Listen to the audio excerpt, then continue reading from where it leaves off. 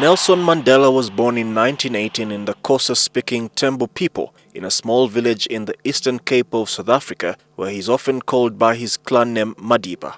Originally called Rolihlahla Dalibunga, he was given his English name Nelson by a teacher at his school.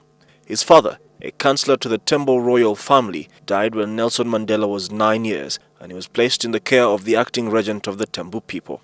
In 1941, aged 23, he ran away from an arranged marriage and went to Johannesburg. 2 years later, he enrolled for a law degree at the mainly Afrikaner Witwatersrand University, where he met people from all races and backgrounds. He was exposed to liberal, radical and Africanist thought, as well as racism and discrimination, which fueled his passion for politics.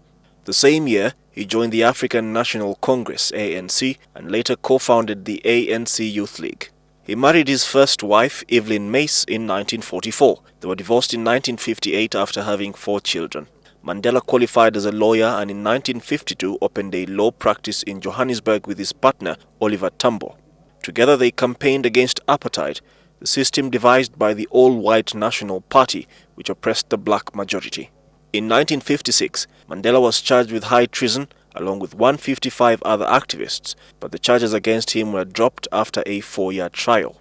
Resistance to apartheid grew, mainly against the new pass laws which dictated where black people were allowed to live and work. In 1958, Mandela married Winnie Madikizela, who was later to take an active role in the campaign to free her husband from prison. The ANC was outlawed in 1960 and Mandela went underground.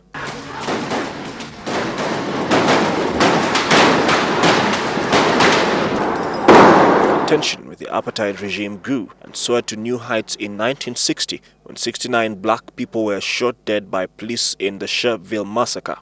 This marked the end of peaceful resistance, and Mandela, already national vice president of the ANC, launched a campaign of economic sabotage. He was eventually arrested and charged with sabotage and attempting to violently overthrow the government. Speaking from the dock in the Rivonia courtroom, he used the stand to convey his now famous beliefs about democracy, freedom and equality. He said, "I have cherished the idea of a democratic and free society in which all persons will live together in harmony and with equal opportunities. It is an idea for which I hope to live for and to see realized. But my Lord, if it needs be, it is an idea for which I am prepared to die." In the winter of 1964, he was sentenced to life in prison. In the space of 12 months between 1968 and 1969, Mandela's mother died and his eldest son was killed in a car crash, but he was not allowed to attend the funerals. He remained in prison on Robben Island for 18 years before being transferred to the Poolsmoor prison on the mainland in 1982. He and other ANC leaders languished in prison or lived in exile. The youths of South Africa's black townships did their best to fight white minority rule then. Hundreds were killed and thousands were injured before the school children's uprising was crushed. In 1980, the ANC, led by the exiled Oliver Tambo, launched an international campaign against apartheid, but ingeniously decided to focus it on one cause and one person, the demand to release Nelson Mandela. This culminated in the 1988 concert at Wembley Stadium in London, when some 72,000 people and millions more watching on TV around the world sang "Free Nelson Mandela." Popular pressure led world leaders to tighten the sanctions first imposed on South Africa in 1967 against the apartheid regime. The pressure produced results, and in 1990, President F.W. de Klerk lifted the ban on the ANC. Madiba was released from prison, and talks on forming a new multiracial democracy for South Africa began. I have committed myself to the promotion of peace in the country. But I have done so as part and parcel of the decisions and campaigns which have been taken and launched by the ANC. But a lot in his personal life had happened too while incarcerated, and with the triumph of freedom came tribulation too. In 1992, Mandela separated from his wife Winnie on the grounds of her adultery. She had also been convicted on charges of kidnapping and accessory to assault. In December 1993, Madiba and de Klerk were awarded the Nobel Peace Prize.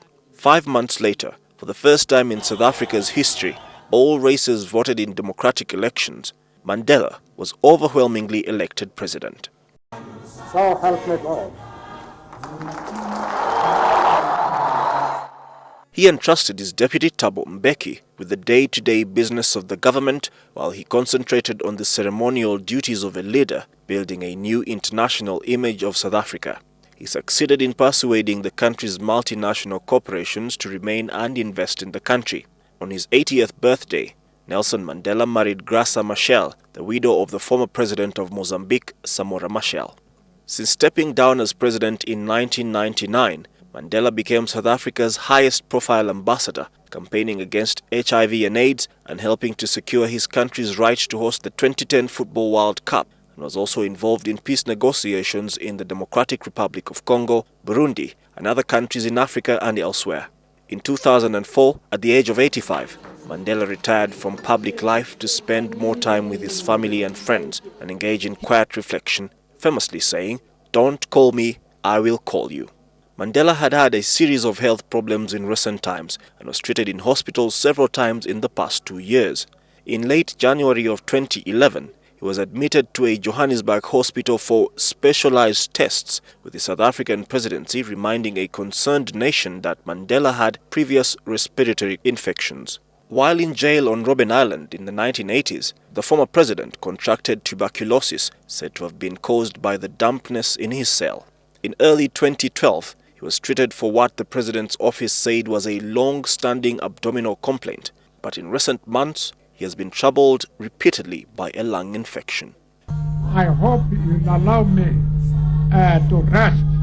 Nelson Mandela may have slept forever, but his legacy and the memory of him will never leave this earth.